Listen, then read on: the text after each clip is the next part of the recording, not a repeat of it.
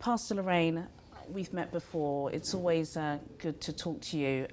For the viewers who don't know you and don't know you about your story, tell us what happened to Dwayne. Well, every time I have to speak about it, it's such a trauma. In 2014, Dwayne popped to the shops whilst I popped to the shops, so I literally saw him 45 minutes before the incident happened. And whilst he was out, he saw a young boy being chased by someone, and he literally went to go and help. He did help. The man had a sword, and he saved the boy from being stabbed, but he received one stab wound that went right through his heart.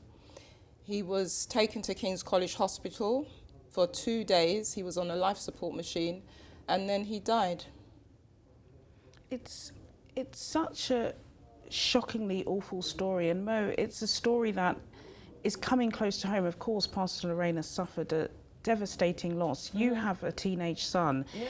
Can you relate to the fear of mothers on the streets of London? Yeah, I can totally relate to it, especially in certain areas. There was this time where my son was coming home from school and he called me to tell me that some kids were chasing after him with a knife. And your first thought is just give them your bag, give them whatever they want, because you want your child to be safe.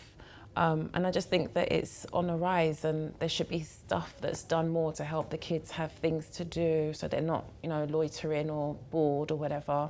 And how kids are able to just be walking around with knives as well, that's unacceptable. Back in my days, they used to just fight, fists and fists, and then you knew who could fight and who couldn't fight.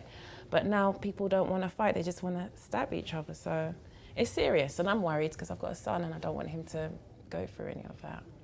Pastor Lorraine, this might be a silly question, but of course you never thought this would happen to you. Even now, it feels like a dream, Juliana. I feel like I'm dreaming.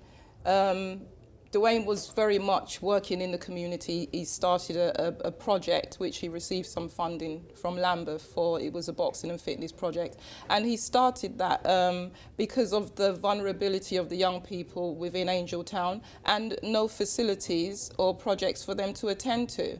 And, he often came home to me and would express and share the horror stories and challenges that young people were facing on the street, because he was very much like me, an outreach worker. And one evening he came home crying and he was like, "Mum, it's just so dangerous out there. I don't think I'll reach my 21st birthday." And I was like, "Oh, Dwayne, the Lord is our protection. Just focus on your project. You'll be all right." And sadly, he didn't reach his 21st birthday. But yeah, he started a project to tackle the problem of providing a space for young people to develop themselves.